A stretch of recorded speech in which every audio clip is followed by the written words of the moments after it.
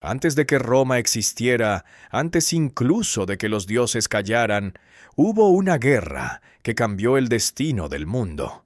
Una guerra nacida del amor y del orgullo, de la belleza de una mujer y de la furia de los hombres.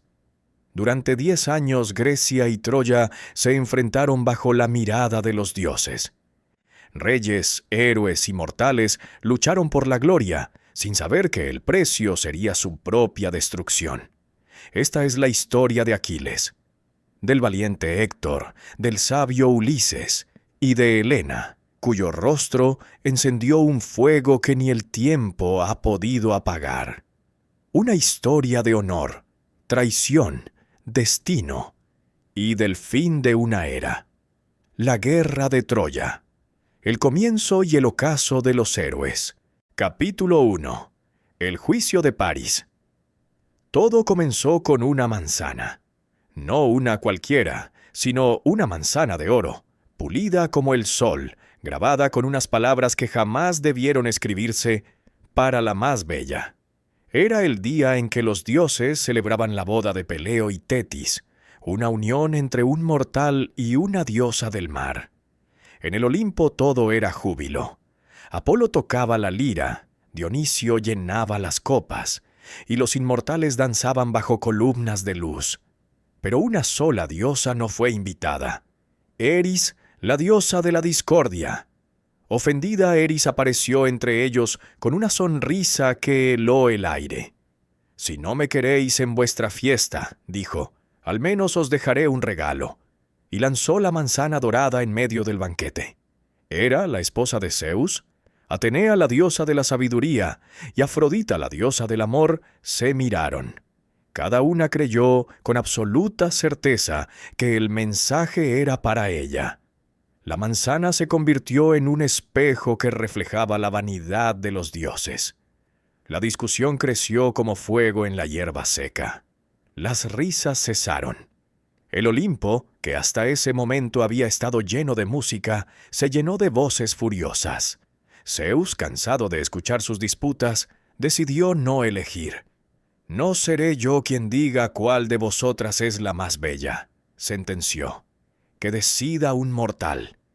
Así fue como el destino del mundo quedó en manos de un hombre llamado París, príncipe de Troya. París vivía entre los pastores del monte Ida, lejos del palacio de su padre, el rey Príamo. Cuando nació, los adivinos habían anunciado que aquel niño traería la ruina de Troya. Por eso lo habían abandonado en el monte. Pero una osa lo amamantó, y unos pastores lo criaron. Años después, sin saberlo, el hijo desterrado del rey vivía entre los campos tocando la flauta y amando la paz. Una mañana, mientras cuidaba su rebaño, el cielo se abrió. 3 diosas descendieron envueltas en luz. Hera majestuosa y altiva, Atenea serena y poderosa, y Afrodita tan hermosa que el aire pareció detenerse. «París», dijo Hera, «los dioses te han escogido para juzgar entre nosotras. Elige quién es la más bella». El joven se quedó sin voz. ¿Cómo podía un mortal decidir entre diosas? Pero el mandato de Zeus no admitía duda. Hera fue la primera en hablar. «Si me eliges te daré poder. Haré de ti el rey más grande de la tierra». Atenea lo miró con calma. «Si me escoges a mí, te daré sabiduría y gloria en la guerra. Serás invencible y tu nombre nunca morirá». Afrodita dio un paso adelante. Su sonrisa era suave, su voz un susurro. «Si me eliges te daré lo que ningún hombre puede resistir, el amor de la mujer más hermosa del mundo». El silencio se hizo largo. El viento movía la hierba del monte Ida, y París sintió que el corazón le ardía. Poder, sabiduría o amor. 3 caminos, 3 destinos. Eligió el tercero. «La más bella eres tú, Afrodita». La diosa del amor sonrió y le colocó la manzana en las manos. «No te arrepentirás», susurró. «En Esparta vive una reina llamada Helena, esposa del rey Menelao. Ella será tuya». Las otras 2 diosas lo miraron con desprecio. Hera apretó los labios. Atenea bajó la mirada. En aquel instante juraron vengarse. Desde ese día el hilo del destino comenzó a tensarse. Un simple juicio, un gesto impulsivo, se transformaría en una tormenta que arrasaría ciudades y generaciones enteras. París volvió a Troya, reclamado por su padre que ignoraba la profecía de su nacimiento. Fue recibido como príncipe, con festejos y banquetes. Y poco después, enviado como embajador a Esparta, donde el amor y la desgracia lo esperaban. Los dioses observaban desde el Olimpo. Zeus, silencioso, sabía que nada podía detener lo que ya había sido decidido. Una manzana dorada había cambiado el mundo. Y así, en un monte cubierto de viento y promesas, comenzó la guerra de Troya. Capítulo 2. El rapto de Helena. Los barcos de Asia aún eran líneas lejanas en el horizonte cuando París llegó a Esparta, con la juventud brillando en los ojos y un secreto pacto en el alma. La hospitalidad sagrada, la chenía, obligaba al rey Menelao a recibirlo como a un hermano. Mandó abrir los salones, sacrificar animales, llenar de vino las copas de plata. El aire olía a pan caliente, a incienso y a la calma de los hogares donde aún no ha entrado el destino. Entonces ella apareció. Helena, hija de Leda y, decían, de Zeus convertido en cisne, caminó por el salón como si el mundo le perteneciera. Su belleza no era solo un don, era una presencia. La luz parecía detenerse donde ella pasaba. Afrodita, invisible, sonrió sobre su hombro. París sintió que el corazón le temblaba. Durante días los dos hablaron. Compartieron historias, risas y miradas que duraban más de lo permitido. París le contó de los bosques del monte Ida, donde los pastores cantaban al amanecer y las aguas eran tan puras que reflejaban el cielo. Helena habló de su infancia en Esparta, de las danzas en los templos y de un sueño que se repetía, una ciudad en llamas junto al mar. El rey Menelao, complacido con su huésped, no sospechaba nada, pero los dioses aman las grietas que se abren en la costumbre. Una mañana, un mensajero llegó desde Creta con noticias urgentes. Un funeral real exigía su presencia. El rey partió al amanecer, dejando a su huésped bajo el cuidado de su esposa. La noche que siguió fue larga. La luna subió redonda sobre los olivos, y en el silencio del palacio resonaban pasos contenidos. En el jardín, bajo una fuente que murmuraba, París habló con voz baja. «Te he soñado antes de verte». Helena lo miró. Sabía lo que se decía del juicio, de la manzana, de la promesa de Afrodita, y sin embargo no apartó la vista. «El amor», dijo, «es un fuego que no pregunta qué quema». Antes del amanecer, las sirvientas empaquetaban cofres con telas y oro. El mar los esperaba. Afrodita sopló los vientos a favor, y el barco de París se separó de la costa. La vela se hinchó como un pecho que respira libertad. En la proa, Helena miró atrás. Esparta se hacía pequeña, luego un punto, luego nada. Cuando Menelao regresó, el palacio estaba en silencio. En los cofres abiertos quedaban los huecos del saqueo. Las esclavas temblaban. Solo una anciana habló, señalando el mar. El rey subió a la terraza. Vio el horizonte vacío y comprendió. Se apartó el manto. Vio su reflejo en el bronce, y en ese reflejo apareció también el rostro de su hermano Agamenón, señor de Micenas. Entonces recordó el antiguo juramento. Todos los reyes de Grecia habían prometido unirse si alguien robaba a Helena. El juramento de Tindáreo, padre de la reina, se alzaba ahora como una sombra. «Que toquen las trompetas», ordenó Menelao. «Grecia sabrá de este ultraje». Mientras tanto, el barco de París cruzaba las aguas azules del Egeo. Helena no lloraba. Las lágrimas pertenecen al pasado. A su lado, París hablaba del futuro, de los jardines de Troya, del rey Príamo y de la acogida que los esperaría. «Te recibirán como a una diosa», prometió. Helena sonrió con un temblor apenas visible. Al llegar, las murallas de Ilión resplandecían con el sol. El rey Príamo abrazó a su hijo perdido. La reina Hécuba lo miró con ternura y preocupación. El príncipe Héctor, su hermano, permaneció en silencio. Era un hombre de honor y comprendía el peso que traían consigo. Los ancianos murmuraban: «Si tal mujer existe, por ella pueden morir los hombres». Esa noche hubo música, antorchas y vino. Pero entre las sombras del banquete, los dioses ya habían encendido otra llama.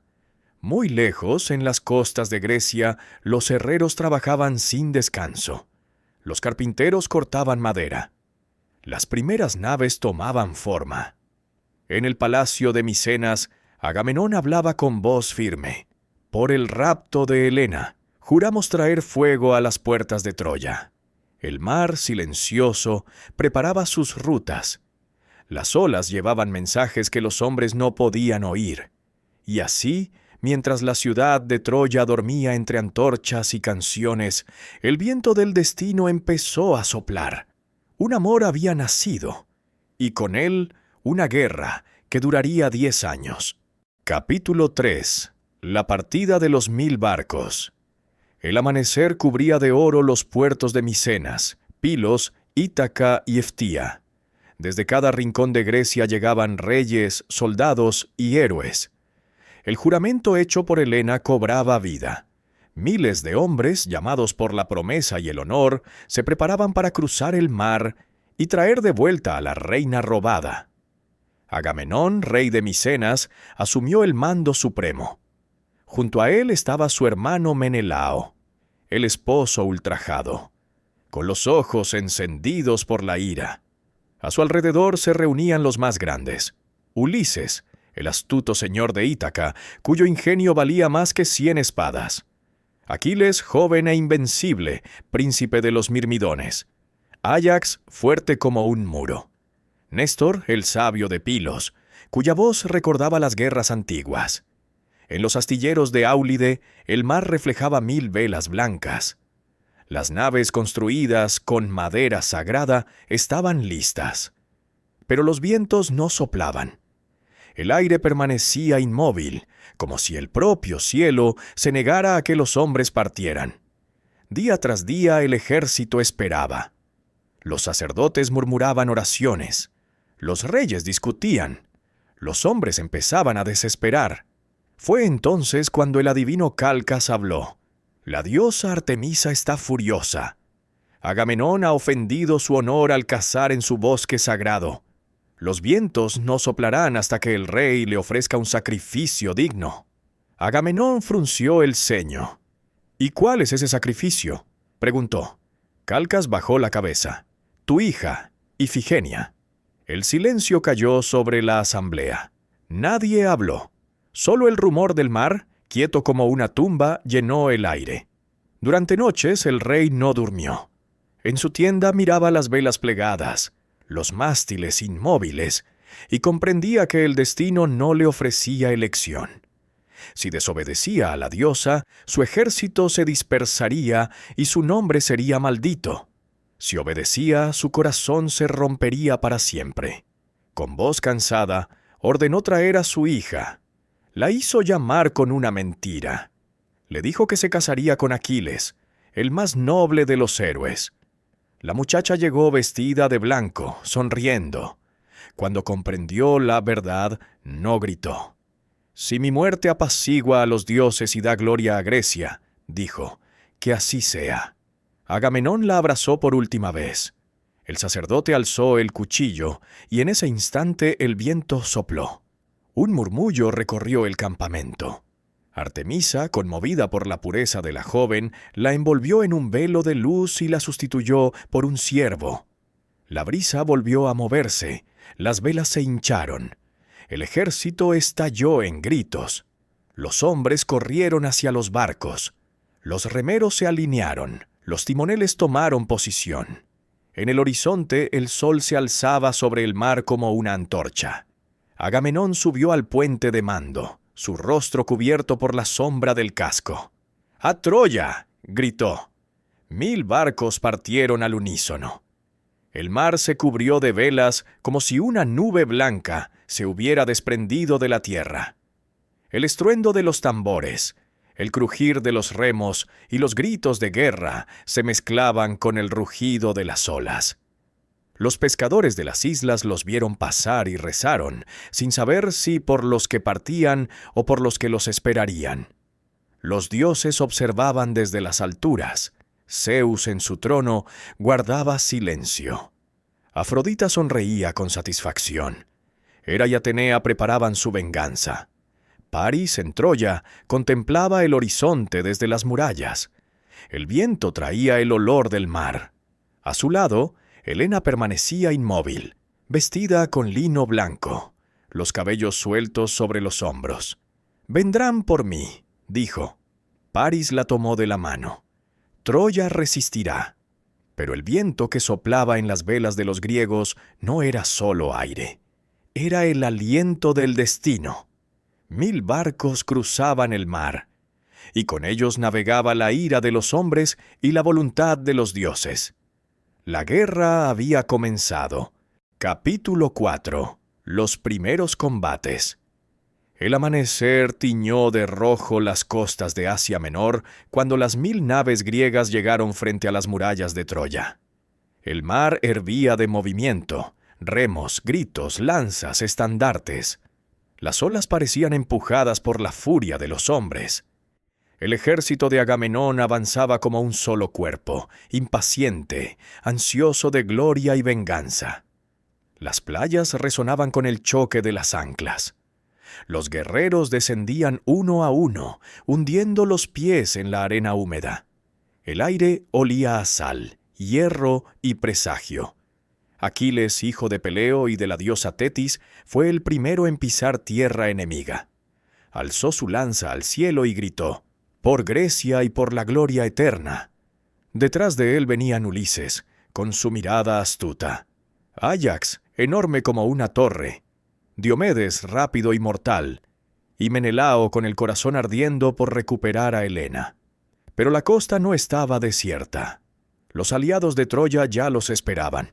Entre ellos, el rey Signo, protegido por los dioses, y un ejército de arqueros que cubría los acantilados. Las flechas cayeron como lluvia oscura sobre los barcos que se acercaban. Los primeros hombres cayeron sin tocar la arena. Aquiles rugió de ira. Con los mirmidones a su lado, cargó contra la línea enemiga. Era como un fuego que caminaba. Ninguna lanza lo tocaba, ningún escudo resistía su golpe. Se decía que su madre lo había sumergido en las aguas del Estigia y que ningún arma podía herirlo. Los troyanos, al verlo, creyeron estar frente a un dios. En poco tiempo, los aliados de Troya fueron arrollados. Signo, en combate singular, cayó bajo la lanza del héroe. Los cuerpos cubrieron la playa, y los barcos pudieron desembarcar sin oposición. El sol brilló sobre las armaduras, y el rugido de la victoria resonó por toda la costa. Esa noche, el campamento griego se levantó junto al mar. Los herreros encendieron forjas. Los cocineros prepararon los banquetes. Los sacerdotes ofrecieron sacrificios a los dioses. Pero en medio del júbilo, Ulises observaba en silencio las murallas de Troya, que se alzaban a lo lejos, doradas y altivas. «No caerá tan fácil», dijo en voz baja. «Las piedras resisten más que los hombres». En la ciudad, Paris y Héctor contemplaban desde las torres las columnas de humo que subían del campamento enemigo. El rey Príamo, anciano y sabio, no hablaba. Sabía que aquello no sería una guerra corta. «Han venido por una mujer», dijo Héctor, «pero no se irán sin arrasar la tierra». Helena escuchaba desde el balcón del palacio. Su nombre ya se pronunciaba en los dos bandos, en oraciones y maldiciones. Cada soldado que moría llevaba consigo una parte de su culpa. Se cubrió el rostro con un velo, pero el velo no podía tapar el rumor de su belleza. Los días pasaron. Los griegos comenzaron a asediar las ciudades vecinas, saqueando y robando provisiones. En una de esas incursiones, Aquiles tomó prisionera a una joven llamada Briseida, cuya hermosura despertaría un nuevo conflicto, aún más peligroso que las lanzas troyanas. Los troyanos resistían, y Héctor, el príncipe guerrero, mantenía el ánimo de su pueblo. Era valiente, justo y noble. En él ardía la fuerza de la defensa y el amor por su ciudad. Para muchos Héctor era el verdadero héroe de Troya, el corazón que la mantenía viva. Mientras tanto, los dioses miraban desde el Olimpo. Zeus, sereno, permitía que los hombres cumplieran su destino. Afrodita protegía a Paris y a Helena. Hera y Atenea, aún ofendidas por el juicio de la manzana, juraban destruir Troya aunque ardiera el mundo. El conflicto apenas comenzaba. La costa era ya un cementerio de lanzas clavadas en la arena. El mar devolvía cuerpos que nadie reclamaba. En las noches los fuegos del campamento iluminaban las murallas troyanas, y el eco de los tambores se mezclaba con el murmullo de las olas. Los hombres dormían con las armas cerca. Sabían que el amanecer traería más sangre, y aunque ninguno lo confesaba, todos comprendían que estaban atrapados en una guerra que no era solo de reyes o de mujeres, sino de dioses y destinos. La guerra de Troya había tomado su primer respiro, pero la tormenta apenas empezaba a formarse sobre las murallas doradas de Ilión. Capítulo 5. La peste de Apolo. El verano ardía sobre el campamento griego. El aire era pesado, el polvo se mezclaba con el sudor, y el murmullo del mar parecía un lamento. Los hombres comenzaban a cansarse. La guerra se había convertido en una rutina de asedios y saqueos, sin gloria, sin avances. Las murallas de Troya seguían intactas, y los dioses callaban. Un día Agamenón, rey de Micenas y comandante supremo, capturó en una incursión a Criseida, hija de Crises, sacerdote del dios Apolo. El anciano viajó hasta el campamento con un bastón de oro y coronas sagradas, implorando la libertad de su hija. «Libérala, Señor», suplicó. «A cambio te daré tesoros, y Apolo bendecirá tus ejércitos». Pero la soberbia había echado raíces en el corazón de Agamenón. «No me des órdenes, anciano», respondió con frialdad. «Tu hija me pertenece». Crises cayó de rodillas. Su voz tembló como una plegaria rota. «Que Apolo te castigue, rey de corazones de piedra». El sacerdote se marchó entre las tiendas y al caer la noche, el aire cambió. Desde las colinas cercanas bajó un viento ardiente que olía a muerte. Los perros comenzaron a aullar. A la mañana siguiente, los primeros soldados cayeron enfermos. La peste se extendió como fuego en hierba seca. Las piras ardían sin descanso. El humo cubría el cielo y los médicos se rendían ante un enemigo invisible. Los hombres decían que Apolo desde lo alto del Olimpo lanzaba flechas de luz contra el campamento, una por cada vida que Agamenón había condenado. El Consejo de Reyes se reunió en secreto. Néstor habló con voz grave. «Un dios está enfadado. Debemos buscar la causa». Llamaron entonces al adivino Calcas, que habló con miedo. «El dios Apolo castiga a los griegos por el ultraje a su sacerdote. La peste no cesará hasta que Criseida regrese a su padre». Los ojos de todos se posaron en Agamenón, que apretó los puños. Su orgullo rugía más fuerte que la peste. «¿Y si la entrego?», dijo. «¿Con qué recompensa me quedo? No soy menos que los demás. Si cedo a la voluntad del dios, quiero otra esclava en su lugar». El murmullo del consejo se apagó. Aquiles, que había estado escuchando en silencio, se levantó. «¿Te atreves a exigir pago cuando los dioses castigan tu soberbia?», dijo con voz cortante. «Devuelve a la muchacha y salva a tu ejército». Agamenón lo miró con furia. «Hablas como si fueras mi igual, hijo de una diosa. No olvides que soy yo quien manda aquí». Aquiles dio un paso adelante. Sus ojos ardían como fuego. «Mando en mí y en mis hombres. Si quieres probar quién es rey, ven y toma con tus propias manos lo que reclamas». El silencio fue absoluto. Ni el mar se atrevió a sonar. Ulises y Néstor intervinieron, temiendo que los dioses los destruyeran allí mismo. Finalmente, Agamenón, mordiendo su ira, cedió. «Sea, la devolveré a su padre, pero en su lugar tomaré a Briseida, esclava de Aquiles. Así aprenderás quién es el verdadero señor de este ejército». Aquiles no respondió. Cuando los heraldos vinieron a quitarle a Briseida, él los dejó pasar sin mirar. Solo habló una vez, cuando ella cruzó la entrada de su tienda. «No llores, no te alejan de un hombre sino del destino que los dioses han escrito». Cuando se quedó solo, tomó su espada y la clavó en la arena. «He luchado por Grecia», dijo al viento, «pero ya no pelearé por hombres que se creen dioses». Esa noche, Aquiles juró no volver al campo de batalla.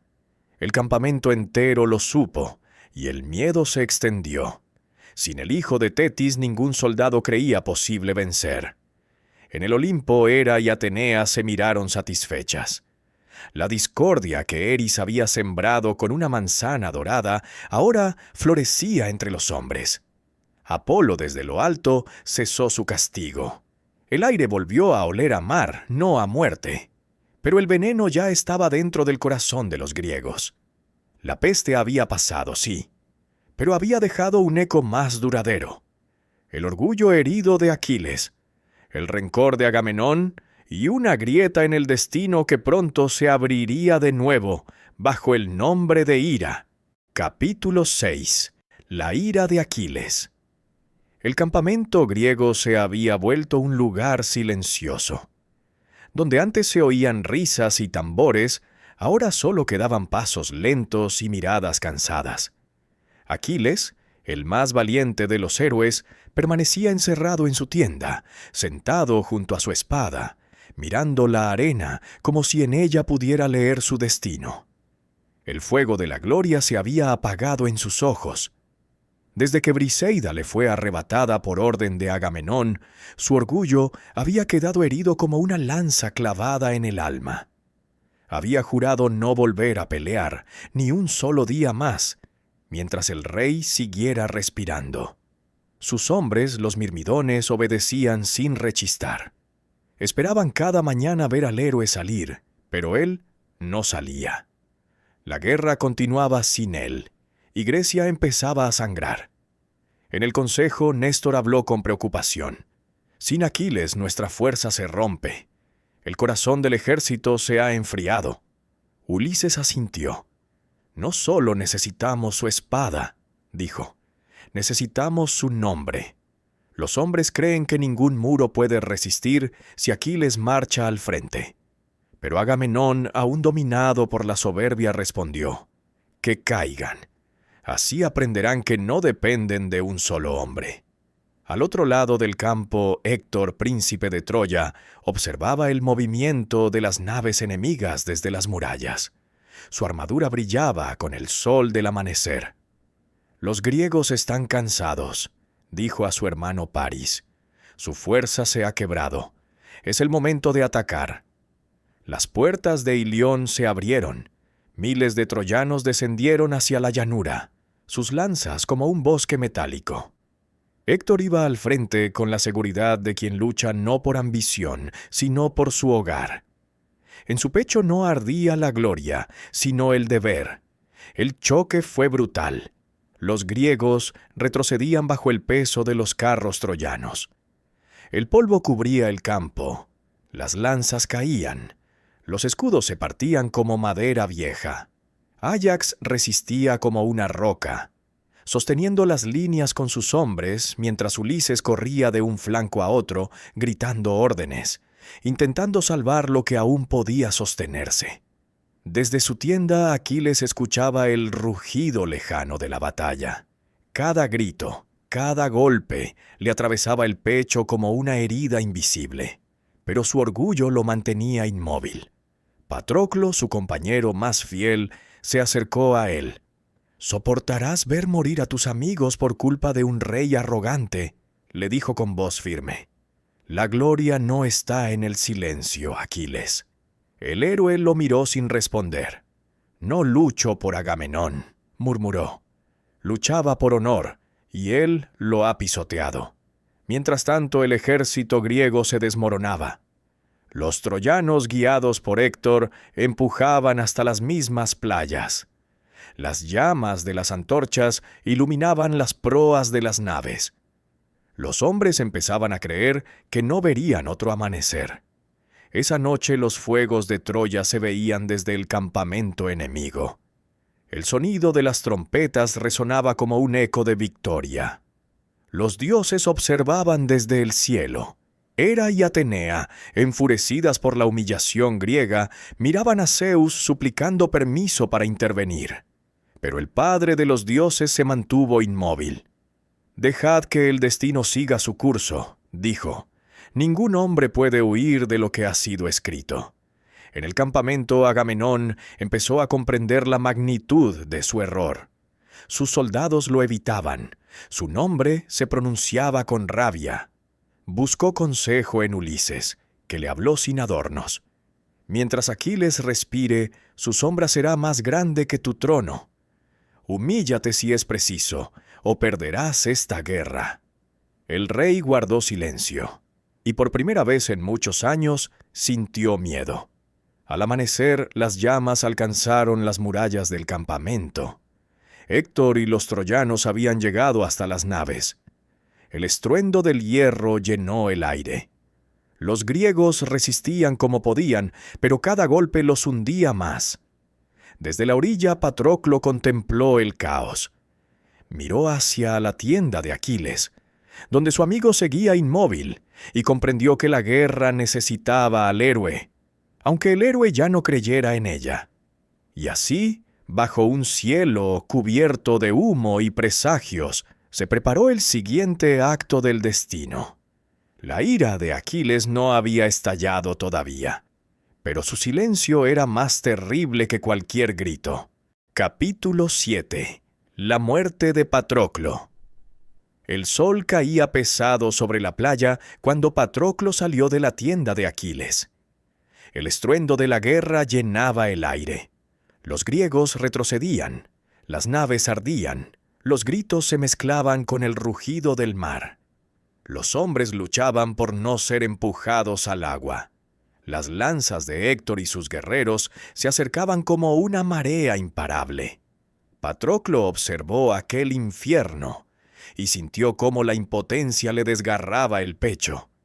Volvió la vista hacia su amigo, que seguía sentado con la mirada fija en la arena, mudo, como si no oyera nada. «¿Vas a quedarte mirando mientras todo arde?», preguntó. Aquiles no respondió. «Si no quieres luchar, déjame hacerlo a mí. Dame tu armadura. Que los griegos crean que vuelves al combate. Quizá el miedo los haga retroceder». El héroe levantó la mirada. En sus ojos había algo entre tristeza y orgullo. «Lleva mi armadura», dijo por fin, «pero no persigas la gloria. Rechaza al enemigo, sálvalos y vuelve. No busques la muerte que me pertenece». Patroclo asintió, se vistió con las piezas de bronce, ajustó el casco, tomó la lanza. Cuando salió de la tienda, los soldados griegos lo vieron brillar al sol y gritaron su nombre, creyendo que Aquiles había regresado. La esperanza, que parecía extinguida, se encendió como fuego en la noche. El combate cambió. Los troyanos retrocedieron ante el rumor de que el hijo de Tetis había vuelto. Patroclo los persiguió con furia, olvidando la advertencia de su amigo. Las lanzas de los mirmidones atravesaban el aire como relámpagos. Los carros crujían. Los cascos de los caballos levantaban nubes de polvo y sangre. Desde las murallas, Héctor observó la confusión. No podía creer lo que veía. «Aquiles», murmuró. Pero pronto notó que los movimientos del guerrero eran distintos, menos divinos, más humanos. «No», dijo, «no es él». El príncipe troyano se lanzó al campo de batalla. La multitud se abrió ante su paso. Los cascos de su carro resonaban como truenos. Patroclo, eufórico, lo vio venir y no retrocedió. En su pecho latía la llama del valor y de la imprudencia. El primer choque fue brutal. Las lanzas se quebraron, los carros se estrellaron, ambos cayeron al suelo. Apolo desde el cielo observaba. El dios no había olvidado el ultraje que los griegos habían causado a su sacerdote.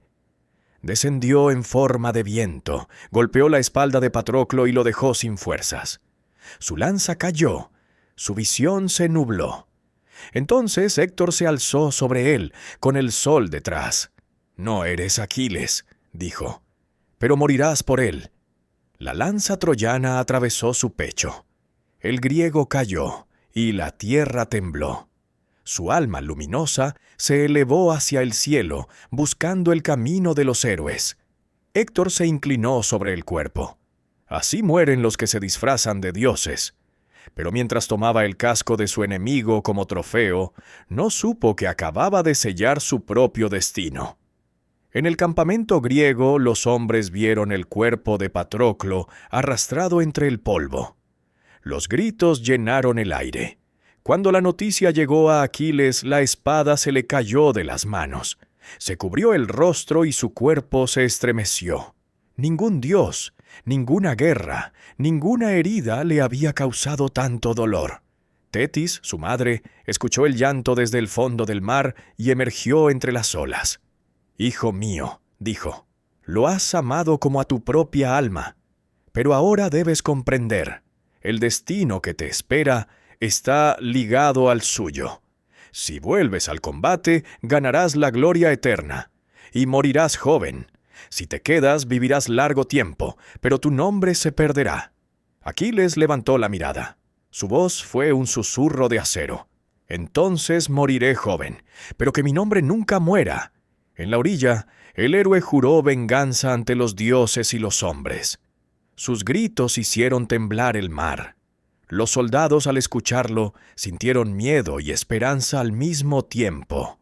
La ira de Aquiles, dormida durante tanto tiempo, despertaba al fin. Y con ella, la guerra de Troya iba a cambiar para siempre. Capítulo 8. El retorno de Aquiles. El amanecer llegó cubierto de humo. Las olas traían restos de lanzas, escudos quebrados y el rumor de los muertos. En la playa el cuerpo de Patroclo yacía envuelto en un lienzo blanco. Ningún canto, ninguna plegaria podía aliviar el vacío que dejaba. Solo el silencio acompañaba al héroe caído. Frente a él, Aquiles permanecía inmóvil.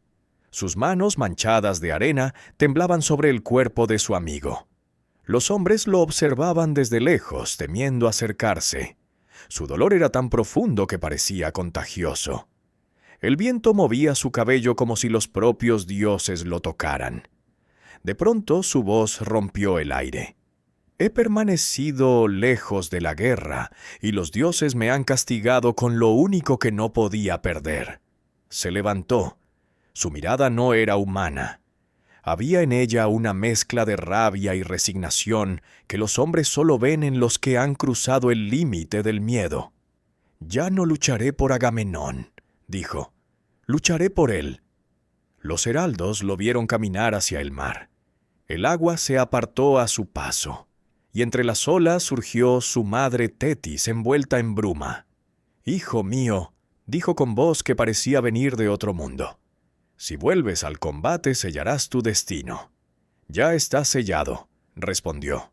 «Solo vengo a reclamar las armas que me pertenecen». El dios Hefesto, herrero del Olimpo, forjó para él una nueva armadura. Sobre el escudo grabó los mares, las estrellas, los hombres y los dioses. El universo entero contenido en un solo círculo de metal. Cuando Aquiles la vistió, el sol pareció arder con más fuerza. Al verlo aparecer entre las tiendas, los griegos gritaron su nombre. La esperanza, muerta desde hacía días, renació. Agamenón, avergonzado, se acercó a él. «He cometido una falta», dijo con voz baja. Si mi orgullo nos ha llevado al desastre, te pido perdón». Aquiles lo miró sin rencor. «No hay tiempo para palabras. Guárdalas para los muertos». Al caer la tarde, el héroe subió a su carro. Los cascos de sus caballos, Janto y Valio, los inmortales, golpearon la arena como truenos. Cuando habló, su voz resonó hasta las murallas de Troya. «Troyanos, hoy los dioses me devuelven al combate». El ejército avanzó tras él como una ola. Las lanzas volaron. Las filas enemigas se rompieron como madera bajo la tormenta. Nadie podía resistirlo. Donde Aquiles pasaba, la muerte caminaba a su lado. Héctor, desde las murallas, observaba el caos. Su esposa, Andrómaca, corrió hacia él. «No salgas», suplicó. «Quédate aquí. Has salvado a Troya muchas veces. No tientes al destino». Héctor la abrazó. «El destino no se evita, se enfrenta. Si no salgo, Troya caerá igual. Pero sin mí, caerá más pronto». El príncipe descendió de las murallas, montó en su carro y se lanzó al campo de batalla. Los dos ejércitos se abrieron ante ellos. Todos sabían que el momento había llegado. El encuentro inevitable, el duelo que los dioses esperaban desde el principio. Cuando Aquiles vio a Héctor, su furia se detuvo por un instante. Frente a él no había un enemigo cualquiera, sino un hombre valiente, un espejo de lo que él mismo habría podido ser si hubiera nacido en el otro bando. Pero la voz de Patroclo aún resonaba en su mente. «Héctor», gritó, «ven y enfrenta la muerte que tú mismo has llamado». Héctor lo miró. Su corazón latía como tambor. Sabía que no podría vencer, pero también sabía que el honor no se mide en victorias. Avanzó. 3 veces corrieron alrededor de las murallas de Troya. Los dioses, desde el cielo, los observaban en silencio. El aire ardía. La tierra se estremecía con cada paso. Al fin, Héctor se detuvo. «No te temo, hijo de Tetis, pero antes de morir prométeme que devolverás mi cuerpo a mi familia». Aquiles alzó su lanza. «No hay pactos entre leones y hombres». El bronce voló. La punta atravesó el pecho del troyano. Héctor cayó de rodillas. Su respiración se quebró como un hilo de agua. «Recuerda», murmuró, «también tú estás destinado a morir». Aquiles no respondió. Desató el cuerpo y lo ató a su carro. Lo arrastró frente a las murallas, entre los gritos de horror de los troyanos. Su furia era tan grande que ni la compasión de los dioses podía detenerla. Esa noche Aquiles no durmió. Se sentó junto al cuerpo de Patroclo y habló en voz baja. «He cumplido mi promesa, pero nada devuelve a los muertos». Sobre el campamento, las estrellas brillaban con una calma cruel. Los hombres celebraban, los dioses guardaban silencio, y el destino, paciente, preparaba su siguiente movimiento. Capítulo 9. La muerte de Héctor. La noche había caído sobre el campo de batalla. El viento soplaba desde el mar, trayendo consigo el olor del hierro y de la ceniza. En las murallas de Troya, las antorchas ardían sin descanso. Las mujeres lloraban. Los hombres, silenciosos, miraban hacia la llanura donde el cuerpo de su príncipe yacía atado al carro de su asesino. Durante 3 días Aquiles arrastró el cuerpo de Héctor alrededor del campamento griego. Lo hacía al amanecer, al caer la tarde, y de nuevo bajo las estrellas. No era gloria ni venganza, era un dolor que se había transformado en locura. Los troyanos lo veían desde las murallas, impotentes. Andrómaca, la esposa de Héctor, se arrancaba los cabellos en la torre. Hécuba, su madre, golpeaba el suelo con los puños. «Zeus», clamaba, «no hay justicia en los cielos». Los dioses escuchaban. Apolo, protector de los troyanos, se compadeció del héroe caído y guardó su cuerpo de la corrupción. «Aunque los hombres olviden la piedad», dijo, «los dioses no la olvidan». Al cuarto día, mientras el campamento dormía, una figura anciana avanzó por la oscuridad. Era el rey Príamo, padre de Héctor, guiado por Hermes, el mensajero de los dioses.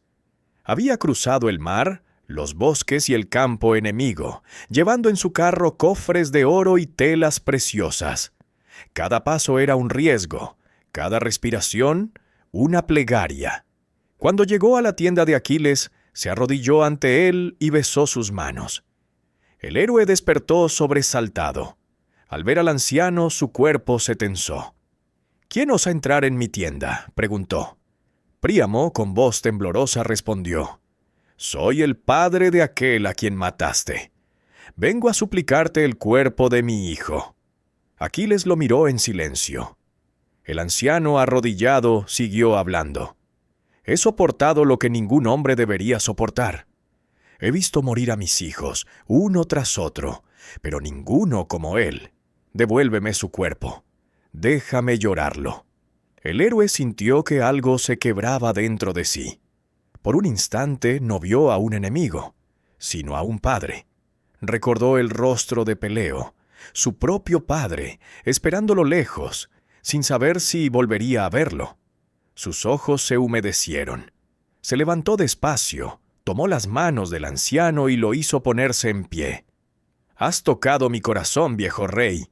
No hay oro que pague lo que pides, pero tendrás lo que vienes a buscar». Mandó limpiar el cuerpo de Héctor, ungirlo con aceites y vestirlo con un manto nuevo. Luego lo colocaron sobre un carro adornado con flores y antorchas. Aquiles se acercó. Contempló por última vez el rostro del enemigo que más había respetado. «Fuiste valiente, Héctor», dijo con voz baja. «Ningún hombre podrá negarlo. Que los dioses te acompañen donde los héroes reposan». Cuando el rey Príamo partió con su hijo, el silencio cubrió el campamento. Los soldados griegos observaron en silencio cómo el carro desaparecía entre la bruma. Por primera vez desde hacía años, el aire olía a paz. En Troya las puertas se abrieron para recibir al príncipe muerto. Las mujeres lloraban desde las torres. Los sacerdotes entonaban cantos fúnebres. Andrómaca cayó de rodillas ante el cuerpo. «Tu muerte es la mía», susurró, «y la de nuestra ciudad. Sin ti Troya no resistirá». Durante 9 días los troyanos velaron al héroe. En el 10º encendieron la pira. Las llamas iluminaron la ciudad entera. El humo ascendió hacia el cielo y los dioses guardaron silencio. Desde la playa, Aquiles observó el resplandor a lo lejos. Su ira se había apagado, pero con ella también se apagaba su razón de vivir. Sabía que su destino se acercaba, y el viento que soplaba desde Troya parecía susurrarle su propio nombre. Capítulo 10. La muerte de Aquiles. El fuego de la pira de Héctor aún flotaba en el aire cuando Aquiles sintió que algo dentro de él se había vaciado. La venganza se había cumplido, pero el dolor seguía ahí, silencioso, como una sombra que no se disipa ni con la victoria. Por las noches el héroe caminaba junto al mar. No dormía. Miraba las estrellas y recordaba las palabras de su madre, Tetis. «Si eliges la gloria, morirás joven, pero tu nombre vivirá para siempre». Había elegido, y lo sabía. La gloria ya lo envolvía, y la muerte lo esperaba. Los días siguientes el campamento griego se llenó de calma tensa. Los hombres temían hablar en su presencia, como si su destino pudiera contagiarse. Agamenón lo miraba con respeto y con miedo. Ningún rey dominaba a un hombre que ya no temía morir. Mientras tanto, en las murallas de Troya, el silencio era más pesado que el hierro. Príamo no salía del palacio. Andrómaca lloraba en los patios vacíos. Y Paris, el príncipe que había iniciado la guerra, vivía consumido por la culpa. «Por mi deseo», decía, «mi hermano está muerto. Mi ciudad arde, y mi destino se acerca». Pero los dioses no habían terminado con él. Apolo, enemigo de los griegos, bajó del Olimpo envuelto en luz. París, le dijo, el destino de Troya no puede cambiar, pero aún puedes cumplir la parte que te corresponde. El joven lo miró con miedo. ¿Qué puedo hacer yo contra un semidios? El dios extendió la mano. En ella apareció un arco de plata y una flecha que brillaba como el sol. Esta es mi flecha. Cuando la dispares, guiaré su vuelo. No fallará. Al día siguiente, Aquiles marchó al combate por última vez. Su armadura nueva resplandecía.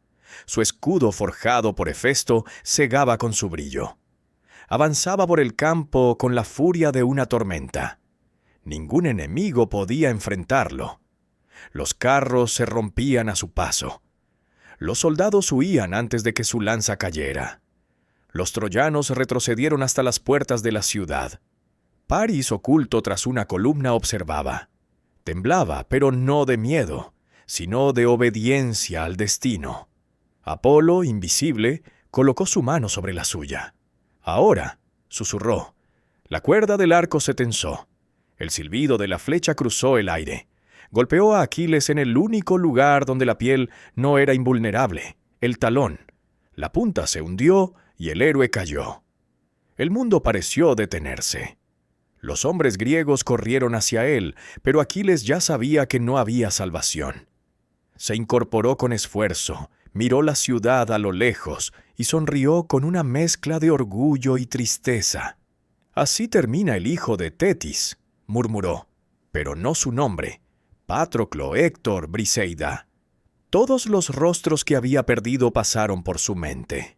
El sonido del mar se volvió más suave, como si el propio océano quisiera arrullarlo.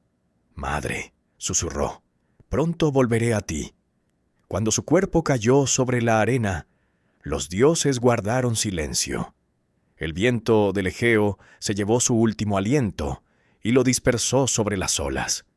Los griegos lo alzaron en hombros y lo llevaron al campamento. Durante 12 días el fuego de su pira ardió tan alto que las llamas se veían desde las murallas de Troya. El humo subió al cielo, y Tetis desde el fondo del mar lloró por su hijo, aunque sabía que ningún llanto podía cambiar lo escrito. Así murió Aquiles, el más grande de los héroes.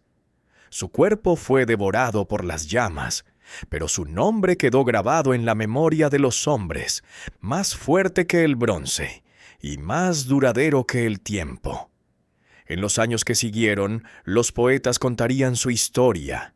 Los reyes pronunciarían su nombre antes de las batallas. Y los dioses, desde el Olimpo, recordarían con temor al mortal que desafió su voluntad. Y en las playas de Troya, el mar siguió rompiendo contra la arena, murmurando una sola palabra, una y otra vez: Aquiles. Capítulo 11. El caballo de madera. Habían pasado 10 años desde que los 1000 barcos griegos tocaron las costas de Troya. 10 años de sangre, polvo y humo. Los héroes más grandes del mundo estaban muertos. Aquiles, Áyax, Héctor. La guerra se había vuelto un fantasma que se negaba a morir, sostenido solo por el orgullo de los hombres y la burla de los dioses. En el campamento griego, la desesperanza había echado raíces. Las murallas de Ilión seguían en pie, más firmes que nunca. Agamenón envejecía con el peso del fracaso. Los soldados soñaban con sus hogares. Solo Ulises, rey de Ítaca, no dormía. Cada noche caminaba entre las tiendas, observando el fuego de las antorchas reflejarse en la arena. Sabía que ninguna fuerza humana derribaría los muros de Troya. Pero la guerra, pensaba, no siempre la gana el más fuerte, sino el más astuto. Una madrugada, mientras el mar rugía bajo la luna, un pensamiento cruzó su mente como una chispa. Si los hombres no pueden entrar por la fuerza, entrarán por el engaño. Al amanecer, reunió a los reyes. Menelao, cansado, lo miró sin fe. ¿Qué idea puede quedarte, Ulises, que no hayamos probado ya? El de Ítaca sonrió apenas. Una que los dioses me han susurrado en sueños. Sobre la arena trazó con su lanza la forma de un animal enorme. Un caballo, hueco por dentro, tan grande que quepa a un grupo de guerreros. Lo dejaremos frente a las puertas de la ciudad como ofrenda. Los troyanos creerán que es un regalo, una señal de rendición. Y cuando lo entren en la ciudad, el destino hará el resto. El consejo quedó en silencio. Néstor fue el primero en hablar. El engaño es un arma tan antigua como la guerra. Si los dioses te inspiran, que se haga. Durante días los griegos trabajaron en secreto. Eligieron la mejor madera, las manos más hábiles. El sol ardía sobre los constructores, y poco a poco la figura colosal del caballo tomó forma. Una bestia de madera, solemne y hermosa, con el cuello alto y las patas firmes como columnas. Cuando estuvo terminado, Ulises reunió a los guerreros más valientes: Menelao, Neoptólemo, el hijo de Aquiles, Diomedes y otros pocos. Subieron por una escalera oculta hasta el vientre del caballo y se acomodaron en la oscuridad, con el corazón latiendo como tambores. El resto del ejército fingió embarcarse. Quemaron parte del campamento, dejaron sus tiendas vacías y zarparon hacia las islas cercanas, ocultándose tras el horizonte. Solo un hombre quedó en la playa, Sinón, con el cuerpo cubierto de heridas falsas y un discurso preparado por Ulises. Al amanecer, los centinelas de Troya divisaron la costa vacía y el gigantesco caballo frente a las murallas.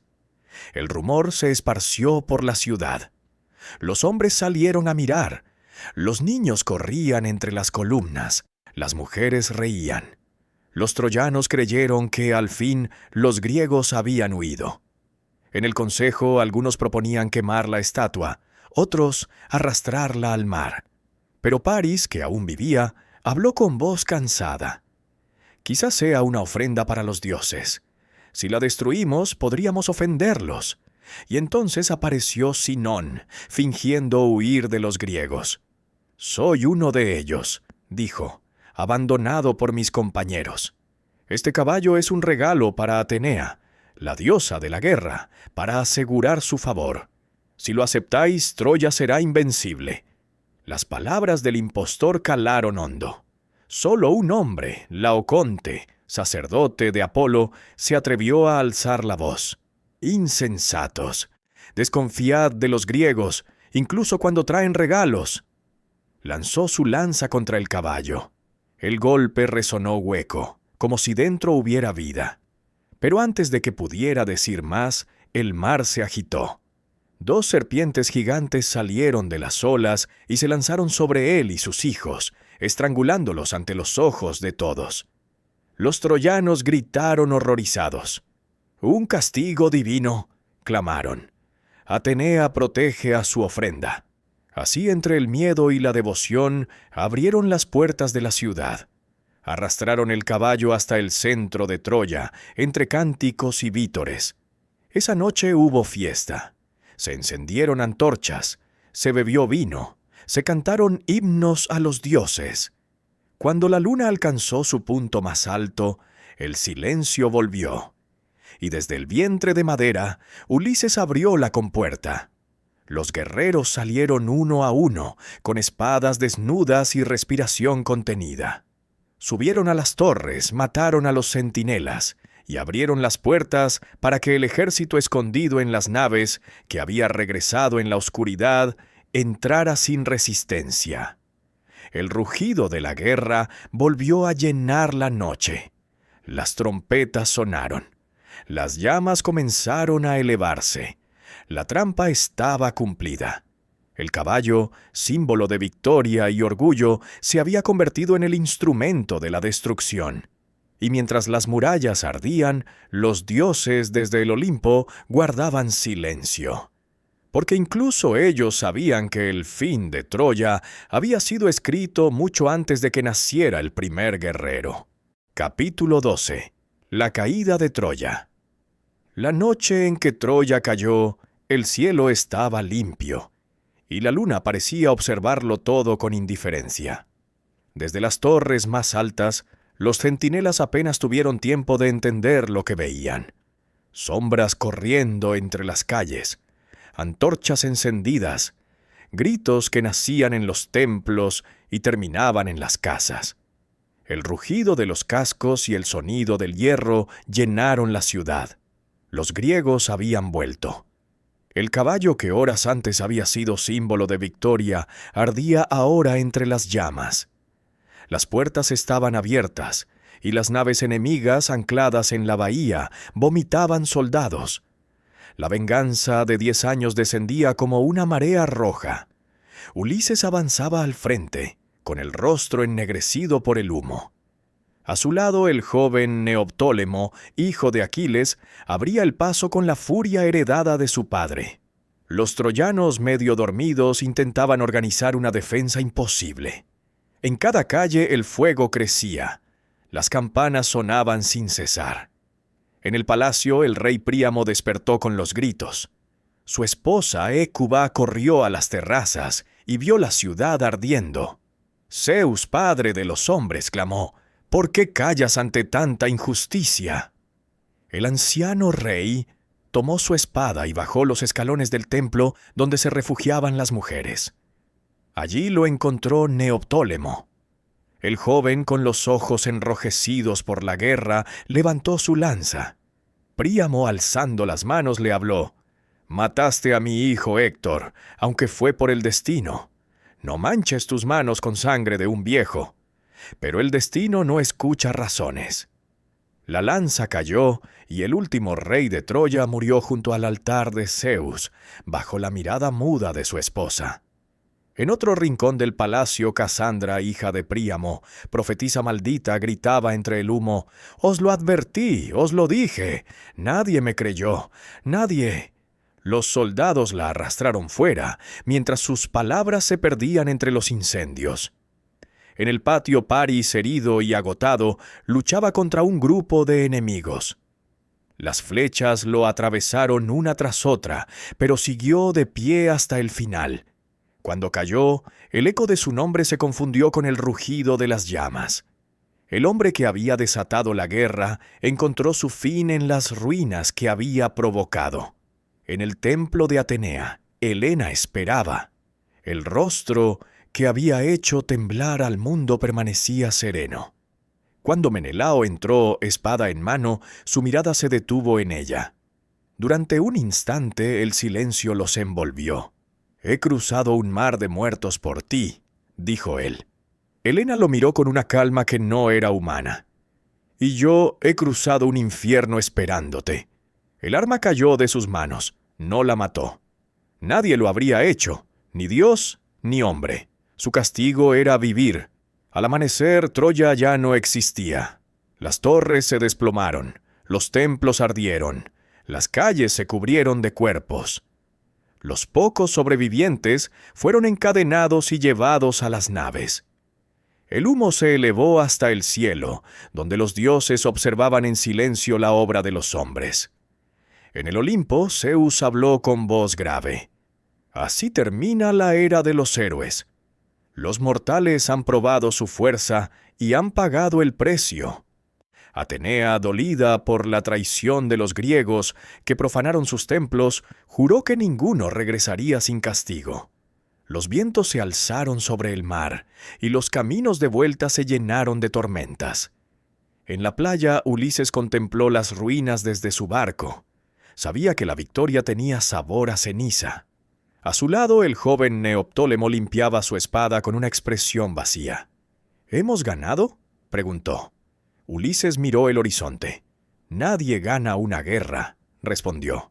«Solo sobrevive quien recuerda». El sol se alzó sobre las ruinas. La arena estaba roja. Y el mar, eterno testigo, guardó el secreto de aquella ciudad que un día desafió a los dioses.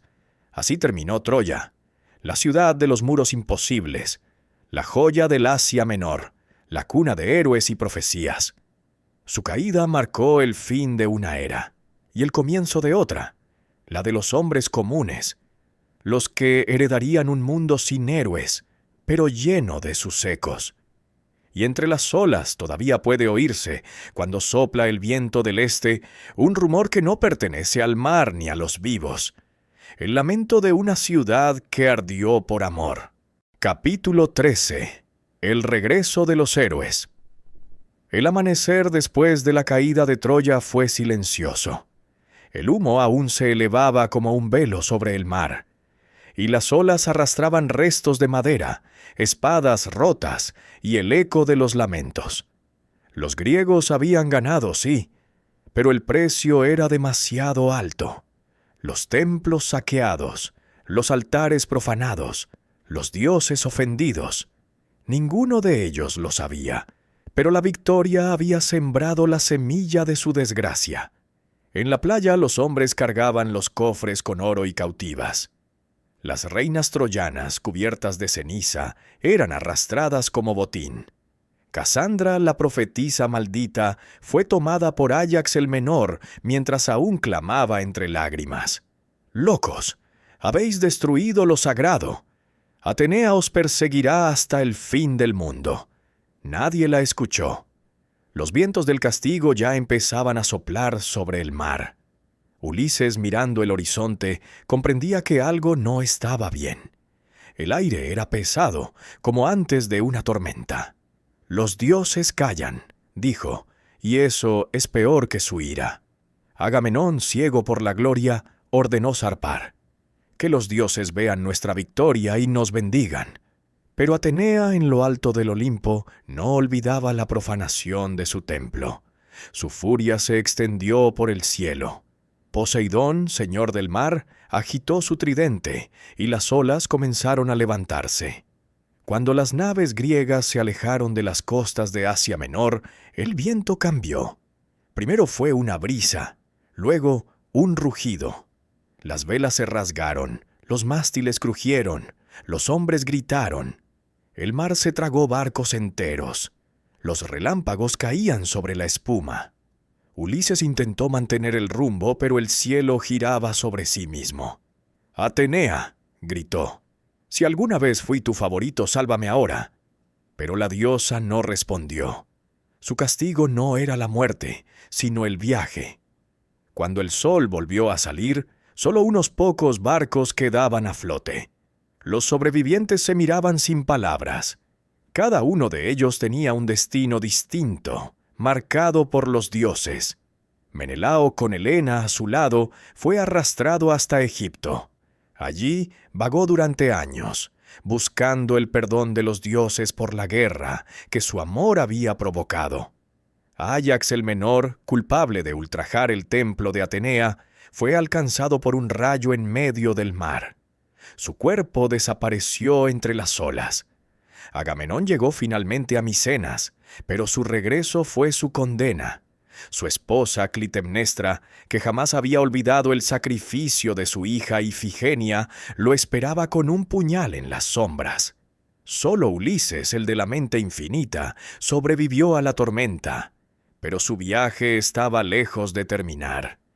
Los dioses habían decidido que su camino de regreso sería largo, lleno de islas, monstruos, tentaciones y pérdidas. El héroe de Ítaca aún no lo sabía, pero su historia sería otra guerra, una contra el mar, el tiempo y su propia memoria. En la playa de Troya, ya vacía, solo quedaban cenizas y silencio.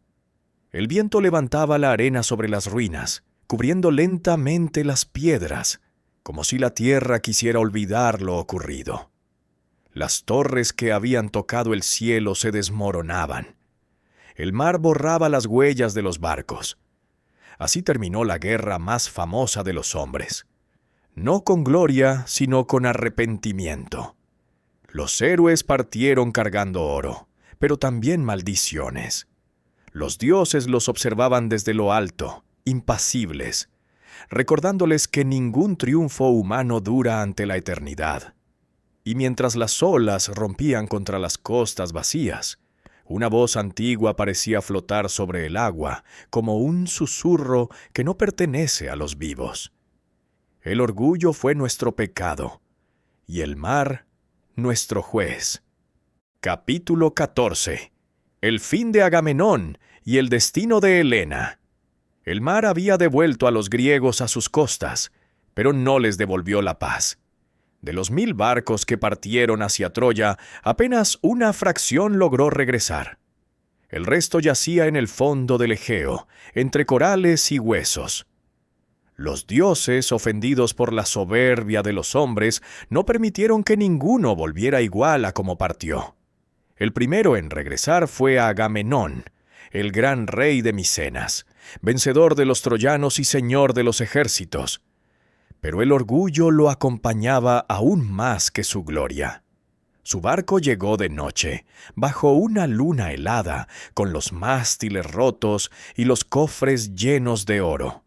Los esclavos descargaban el botín, y el rey caminaba entre ellos con el pecho erguido, soñando con coronas y alabanzas. En el palacio lo esperaba Clitemnestra, su esposa. Hacía 10 años que no lo veía, y 10 años que el odio crecía en su pecho. Recordaba cada lágrima, cada súplica inútil, cuando Agamenón ordenó el sacrificio de su hija Ifigenia para que los vientos soplaran hacia Troya. Había esperado todo ese tiempo, tejiendo su venganza con la paciencia de los dioses. Cuando el rey cruzó el umbral, Clitemnestra lo recibió con una sonrisa. «Bienvenido, señor de Micenas. El hogar te pertenece otra vez». El héroe, agotado, no vio la sombra detrás de sus ojos. «He cumplido con los dioses y con Grecia», dijo. «Ahora el mundo conocerá mi nombre». «Así será», respondió ella. «Pero antes descansa. Te he preparado un baño, para lavar el polvo de la guerra». Agamenón dejó las armas y entró al baño de mármol. El vapor se elevaba lentamente, como una niebla tibia. Cerró los ojos y dejó que el agua cubriera su cuerpo. Fue entonces cuando sintió el golpe. Clitemnestra lo había envuelto con una tela, atrapándolo, y con un cuchillo largo lo atravesó una y otra vez. «Por Ifigenia, por tu soberbia, por los años de dolor», susurró mientras la sangre teñía el agua. El gran rey de los aqueos murió sin comprender cómo la gloria podía volverse castigo. Su reinado terminó donde comenzó su culpa, en el sacrificio de su propia sangre. Mientras tanto, en los puertos de Esparta, otro barco tocaba tierra. Menelao había sobrevivido a las tormentas y a los años de guerra. A su lado, Helena, más bella que nunca, descendía en silencio. Los habitantes del reino la observaban con temor y fascinación.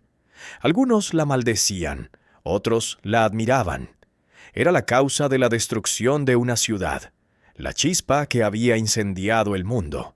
Menelao la condujo al palacio. Durante días no le habló. Solo la observaba, como quien mira una herida que no sabe si curar o abrir. Una noche al fin rompió el silencio. «He cruzado mares y cadáveres por ti. Dime, Helena, ¿fue amor lo que te llevó a Troya o solo el deseo de los dioses?» Ella lo miró sin pestañear. «Fui un juguete de los dioses igual que tú. Ellos eligieron mi destino, no mi corazón». Menelao cerró los ojos. La espada que llevaba al cinto pesaba como una piedra. Durante un instante pensó en usarla, pero no lo hizo. Dejó que la hoja cayera al suelo. Entonces que los dioses juzguen lo que los hombres no podemos. Nunca volvió a amarla, pero tampoco la repudió. Vivieron juntos como dos sombras que se reconocen sin tocarse. En los templos los sacerdotes volvieron a pronunciar sus nombres, y el mundo siguió girando. Pero la llama que un día los unió ya no era fuego, sino ceniza. Años más tarde, los poetas dirían que Helena vagaba cada noche por las torres del palacio, mirando al mar, buscando en el horizonte las luces de una ciudad que ya no existía. Su rostro no envejeció. Su belleza siguió intacta, pero sus ojos nunca volvieron a reflejar vida. Porque la verdadera maldición no fue su culpa, sino su memoria. Recordar para siempre la guerra que un solo amor había desatado. Y así, mientras los reinos griegos se llenaban de intrigas, y los héroes caían uno tras otro, Los dioses miraban desde lo alto y sonreían. Habían demostrado su poder una vez más. Los hombres podían conquistar ciudades, pero nunca escapar de su propio destino. Capítulo 15. El viaje de Ulises. El mar se extendía hasta donde alcanzaba la vista, inmenso y sin promesas. Las aguas estaban en calma, pero el corazón de Ulises, rey de Ítaca, no lo estaba. Habían pasado 10 años desde que partió hacia la guerra de Troya, y ahora comenzaba otro viaje, uno más largo y cruel. El regreso. Sus naves avanzaban lentamente, guiadas por vientos inciertos. A su lado, los pocos hombres que habían sobrevivido a la guerra dormían entre los remos y las sogas. Ulises miraba el horizonte, sabiendo que la mayor batalla de su vida no sería contra ejércitos ni héroes, sino contra los caprichos de los dioses, porque Poseidón, señor del mar, lo odiaba.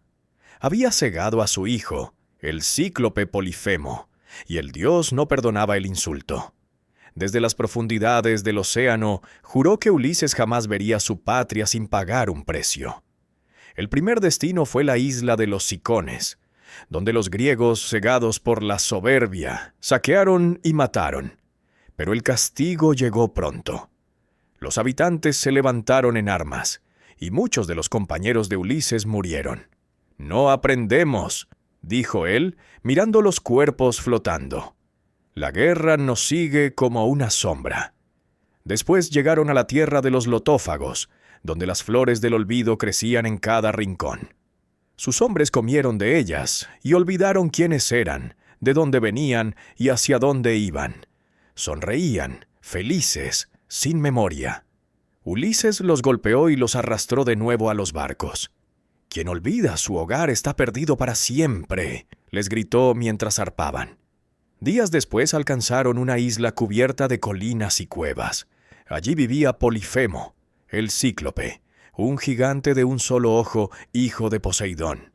El monstruo los encerró en su cueva y devoró a 2 hombres cada noche.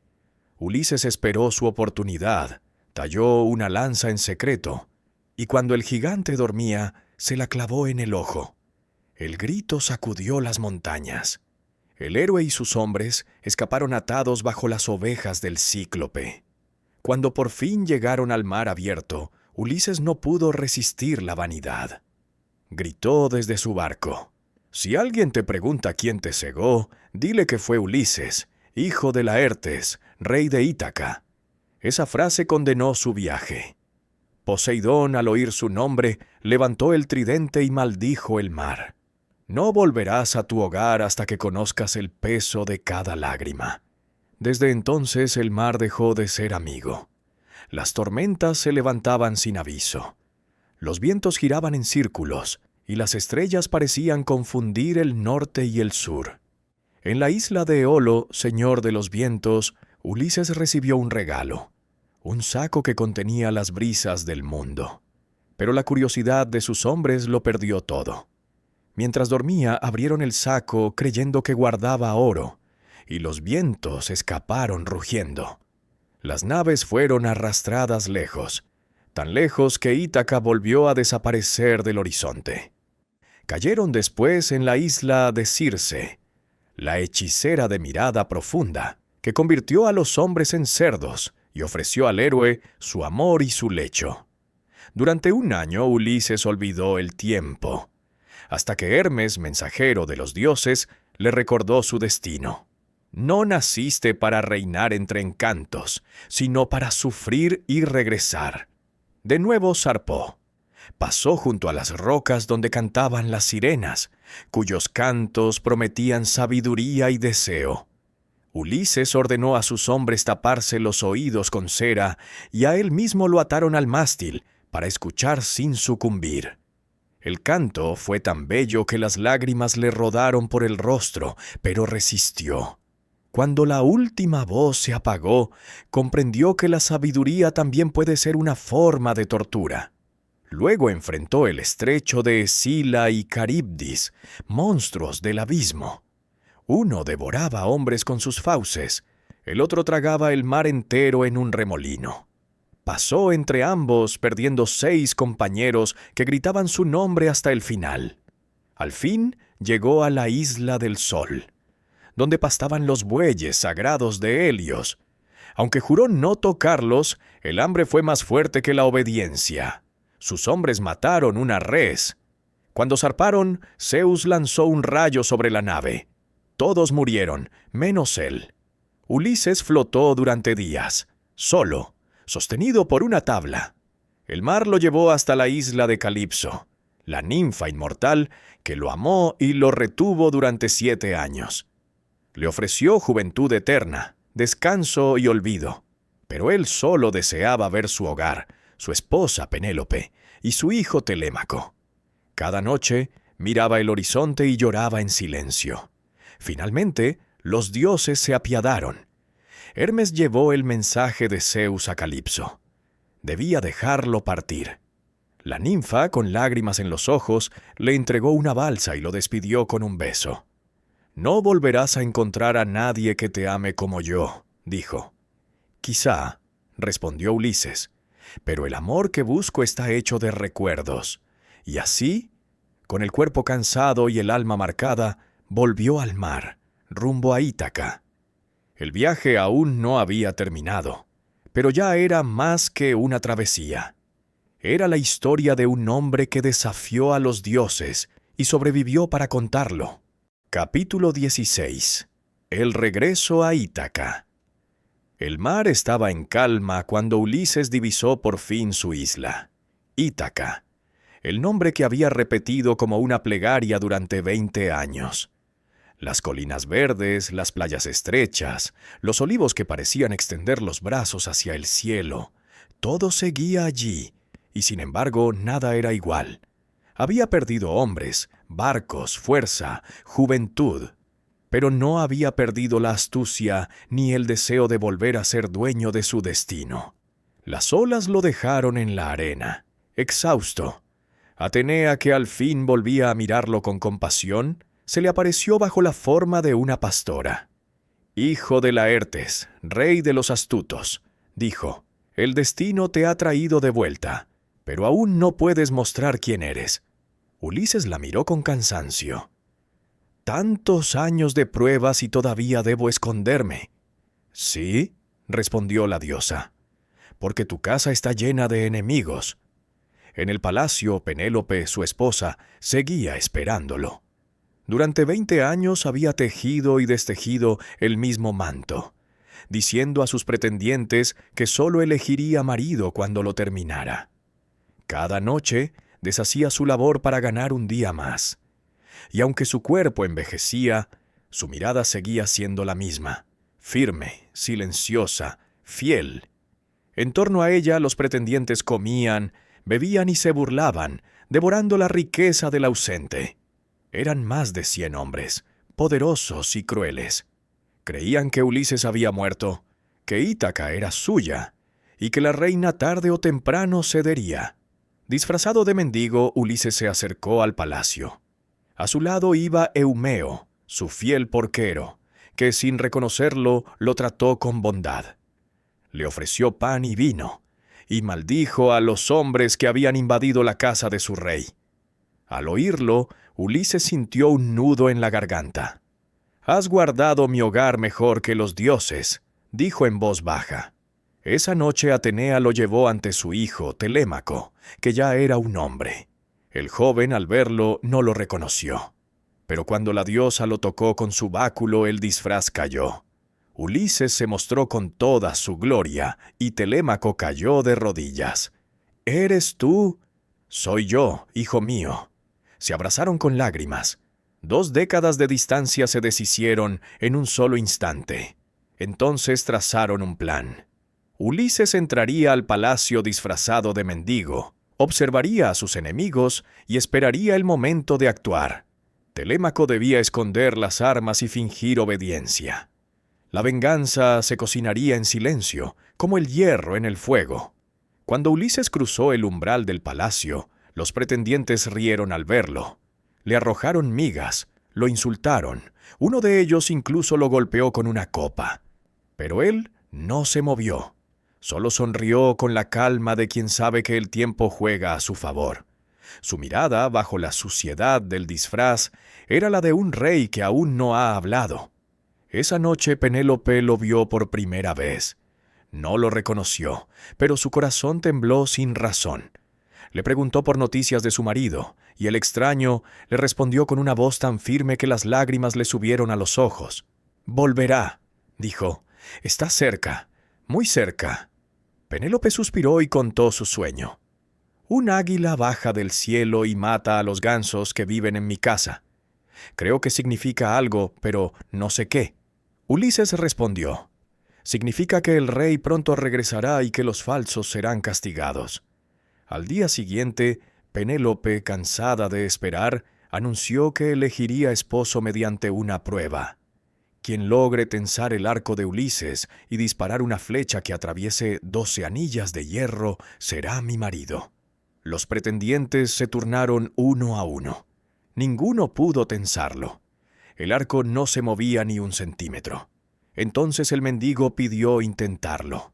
Las risas llenaron la sala. Pero Penélope, movida por una fe que no entendía, le permitió hacerlo. El silencio cayó.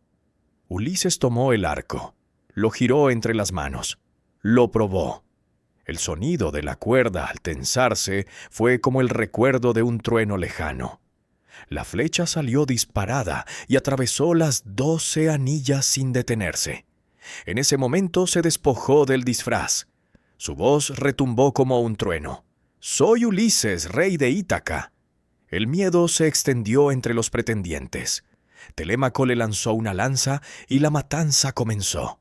Ninguno escapó. La justicia había esperado 20 años, pero al fin llegó. Cuando todo terminó, el palacio volvió al silencio. Las antorchas ardían lentamente. Ulises, cubierto de sangre y polvo, miró a su esposa. Penélope lo observó con cautela. «Si realmente eres mi esposo, demuéstralo. Nuestro lecho fue construido en torno a un olivo. Nadie más lo sabe». Él sonrió. Ni los dioses podrían moverlo. Entonces ella corrió hacia él, y después de 20 años se abrazaron. No como los héroes que desafían al destino, sino como los mortales que al fin han sobrevivido al tiempo. La guerra había terminado. No quedaban enemigos, ni dioses, ni barcos. Solo una casa, un amor y la certeza de que el camino más largo no siempre lleva a la gloria, sino al hogar. Capítulo 17. El ocaso de los héroes. La guerra de Troya había terminado hacía ya muchos años. Las ciudades se habían reconstruido, los reinos volvían a florecer, y las canciones sobre los héroes llenaban las plazas. Pero los hombres que habían vivido aquella época gloriosa sabían que los cantos mentían. Detrás de cada victoria había una herida, y detrás de cada nombre una sombra. El tiempo, lento y silencioso, comenzó a borrar los rastros de los héroes. Los dioses, cansados de intervenir, se retiraron a mirar desde lejos. El mundo de los semidioses se desvanecía, y una nueva era, la de los hombres comunes, empezaba a nacer. En Ítaca, Ulises reinaba en paz. Había recuperado su hogar, a su esposa y a su hijo. Pero la guerra y el mar habían dejado marcas que ni el descanso podía curar. A veces por las noches se levantaba sin hacer ruido, miraba el horizonte y pensaba que aún oía el rugido de las olas. Los dioses lo habían probado con todo: el dolor, el deseo, la pérdida, el poder. Y aunque había sobrevivido, sabía que nadie regresa del todo del reino de la guerra. Un día, Tiresias el adivino le había dicho en el inframundo: «Tu destino no termina en Ítaca. Cuando los mares sean solo un recuerdo, deberás tomar el remo y caminar hacia el interior de la tierra, hasta encontrar un lugar donde nadie conozca el mar. Allí ofrendarás a Poseidón, y solo entonces hallarás paz». El héroe lo recordaba cada vez que miraba el horizonte. Y un amanecer, cuando el sol tocaba los olivos, se despidió de Penélope y de Telémaco, tomó un remo y se marchó. Nadie volvió a verlo. Dicen que caminó hasta los límites del mundo, donde el aire huele a tierra y no a sal, y que allí, al fin, dejó de buscar. En Esparta, Menelao envejecía junto a Helena. Vivían rodeados de lujos, pero el silencio entre ellos era más grande que el palacio. Los sirvientes contaban que, a veces, la reina subía sola a la torre y miraba el mar, como esperando ver aún las llamas de Troya reflejadas en el horizonte. Su belleza seguía intacta, pero su mirada era la de alguien que había visto a los dioses demasiado de cerca. Al morir, los poetas dirían que fue llevada al Elíseo, el lugar donde las almas benditas descansan. Tal vez los dioses, cansados de castigarla, quisieron tenerla de nuevo en su reino.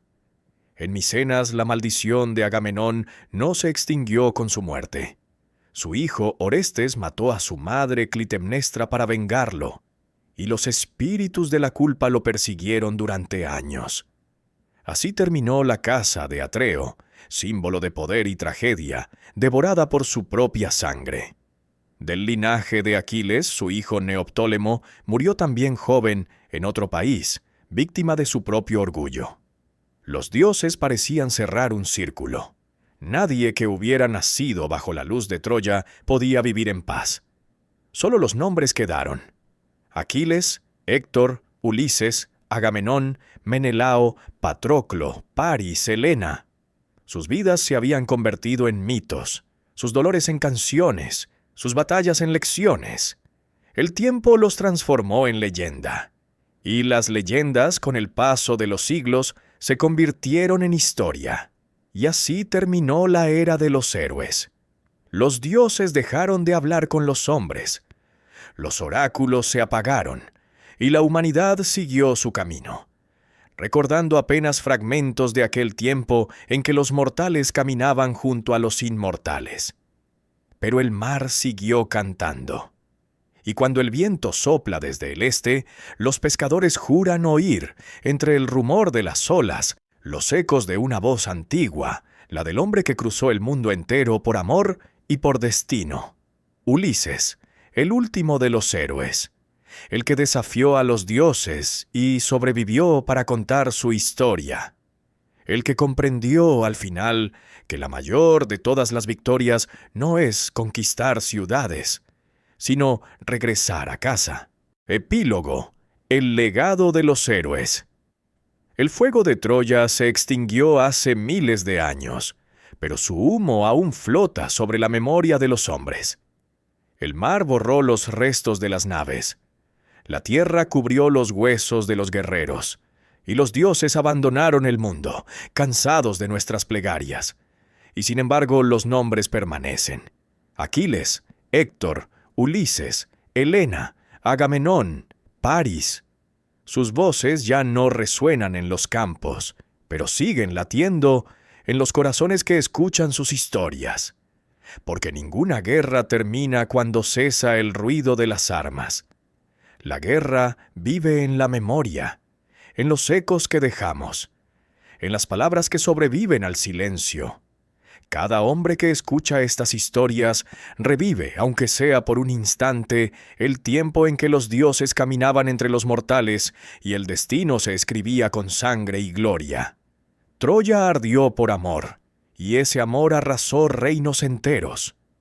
Los héroes lucharon por honor, por orgullo, por venganza, y al final todos comprendieron la misma verdad: que la gloria se apaga, que los templos caen, y que solo el recuerdo puede vencer al olvido. Aquiles murió joven, pero su nombre no murió jamás. Héctor cayó defendiendo su hogar, y en su caída encontró la nobleza que ni los dioses pueden dar. Ulises viajó más allá del horizonte, y su viaje se convirtió en espejo de todos los que buscan volver. Helena, hermosa y trágica, fue la chispa y la condena, el rostro que mostró al mundo que el deseo de los hombres puede ser más fuerte que la razón de los dioses. Cada uno de ellos dejó algo más que hazañas. Dejaron advertencias sobre el precio del orgullo, sobre la fragilidad del amor, sobre el valor de la esperanza. Hoy sus ciudades son polvo, pero sus historias siguen hablándonos, porque mientras alguien las recuerde, los héroes no habrán muerto del todo. Mientras una voz repita sus nombres, el fuego de Troya seguirá ardiendo en algún rincón del alma humana. Y tal vez eso sea la verdadera inmortalidad, no la de los cuerpos que se pudren, ni la de los templos que se derrumban, sino la de las palabras que cruzan los siglos y encuentran refugio en otro corazón. Así termina la historia de los héroes, y así comienza la nuestra.